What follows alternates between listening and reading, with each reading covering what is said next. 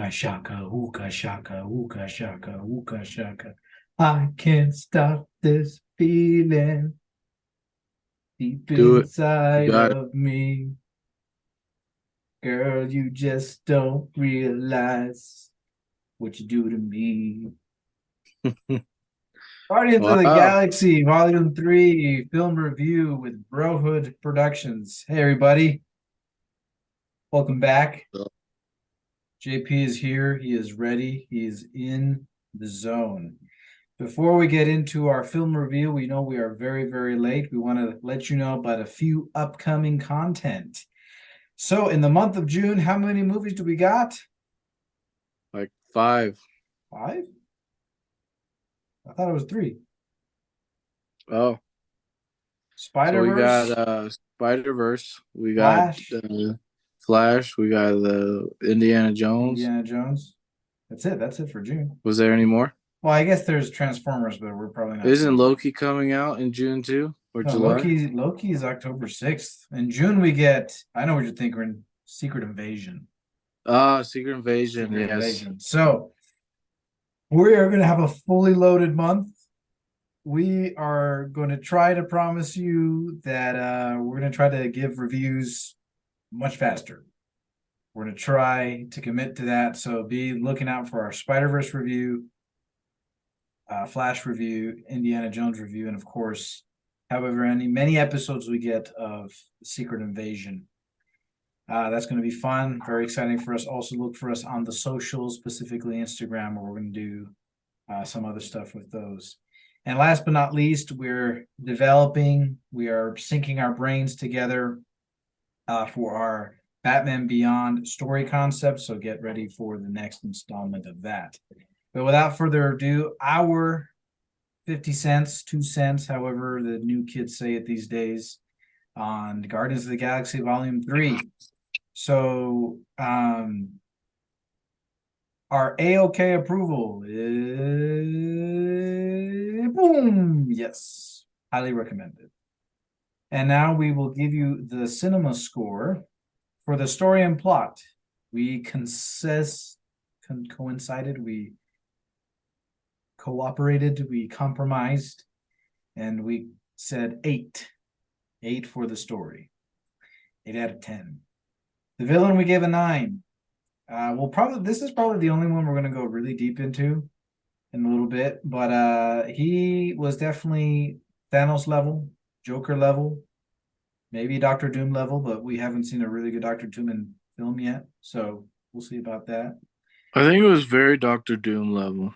Ooh, JP with the hot take.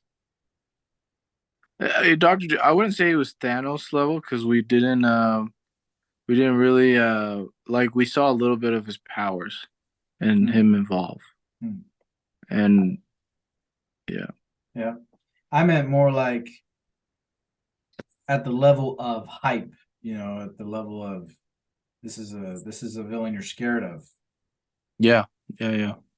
I We're agree. not going to go deep into King the Conqueror because you guys know how we feel about King. He's one of our favorite villains, and we honestly don't feel like he was done right yet. Hopefully in Loki. Hopefully. This is JP's favorite, the flow of the film, and he was pretty generous. I'm just kidding. He was very truthful. He gave it a 9. So Yeah, so I'm giving it a 9 because like James Gunn just did a really good job of going through all the emotions that you would feel about this family movie. I think the Marvel in general, but Guardians of the Galaxy has always been a film about family. And he really like we really felt each of the characters. yeah, Um yeah. and just some people might say it was too much and not take it seriously, but still. Yeah. We gave the acting an 8. That's more JP's influence, but we're good there. Heroes, of course, like JP said, this is a very great family, really great team. We gave them a 10.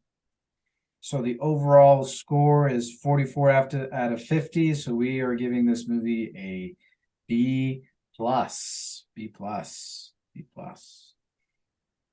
Personal take for me, I gave it an 8. right up there with the first one. There's nothing wrong with the second one. I love the second one. Bye, Yondu. Um, I gave it an 8 out of 10, and I think it was a powerful movie. Probably up there for me right now is one of my favorite movies of this year. I know it's only May, and we still got a lot of good stuff coming. But right now, Guardians of the Galaxy Volume 3 is definitely up there for me for 2023. And for me, if you guys remember, if you guys looked us up on social, the quick takeaway word that I used was nostalgic. This movie was very nostalgic for me. Very well done. Thank you, James Gunn.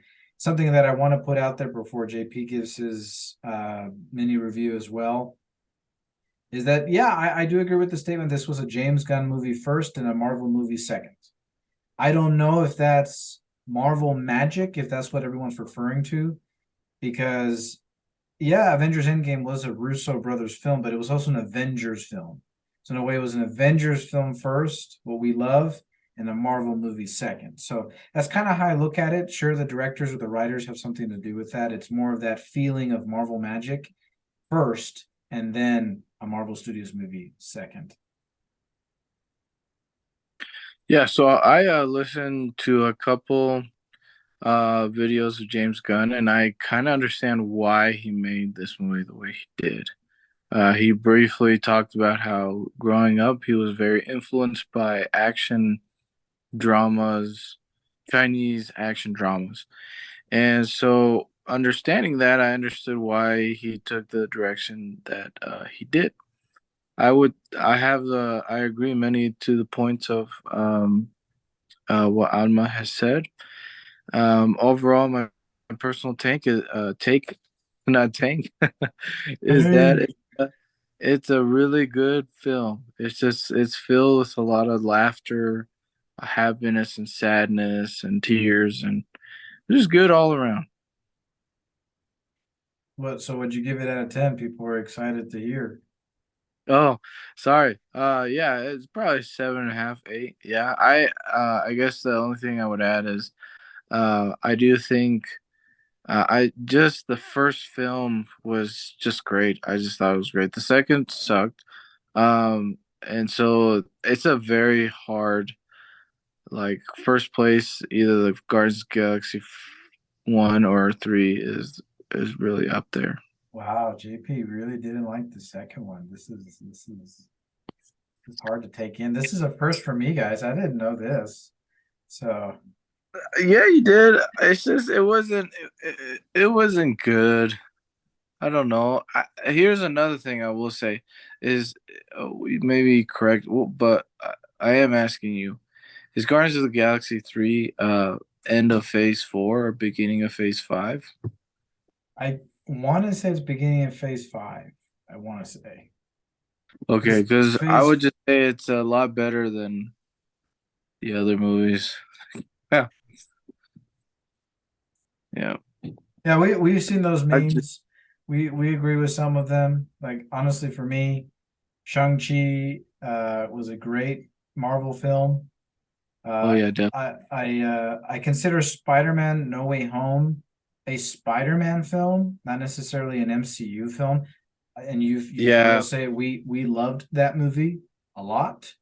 That's not to say that it's not great. But yes, those were two great Marvel movies. And then we got great TV shows. We got, I'm not going to do it in order, but we had Loki, WandaVision, Falcon and the Winter Soldier. I think those were the three that we really enjoyed. what But about Moon Knight? oh, and And Moon Knight.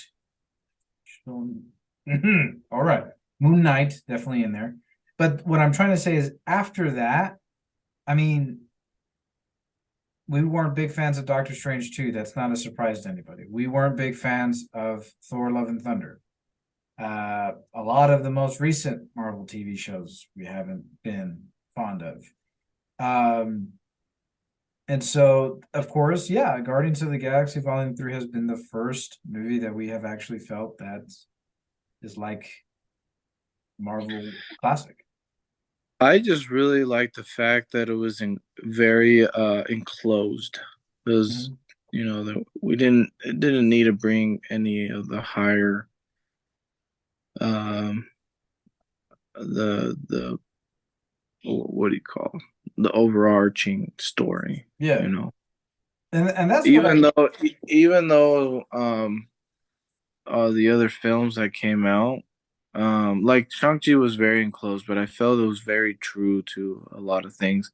Mhm. But like Alma said, like um Multiverse Madness didn't live up to its name. And then especially Thor Love and Thunder, it was I just think there was a lot of outside things that Disney wanted to put in there that just messed up the film. We'll see what we can do about that one.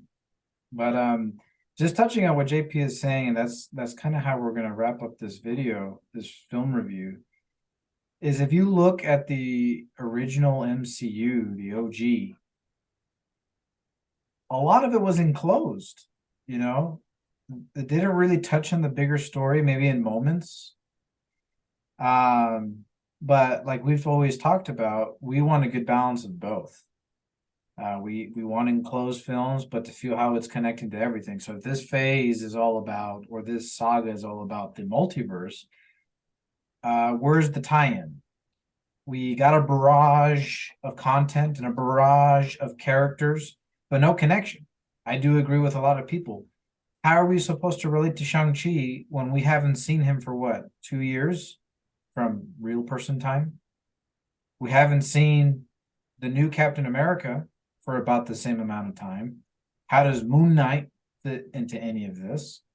When are we Yeah. seeing Spider-Man? And there's a business, getting everybody online. Hopefully everybody gets paid and all those kinds of things.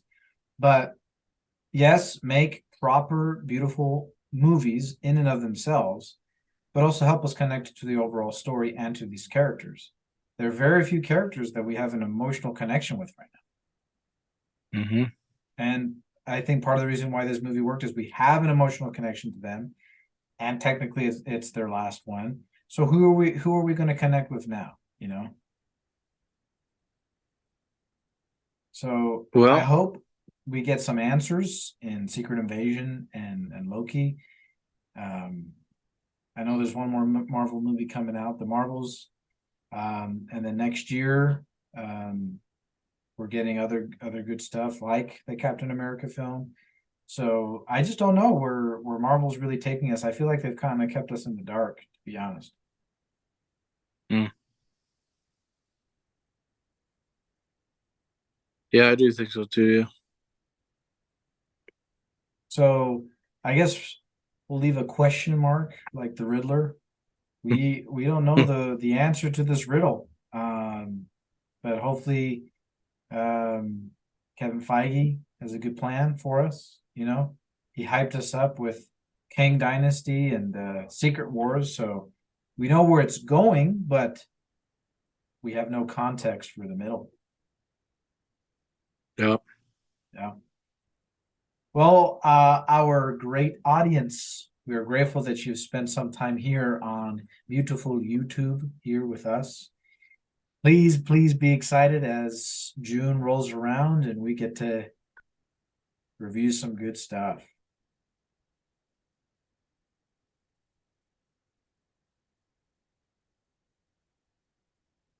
Awkward moment of silence, but that's how we roll. Brohood out.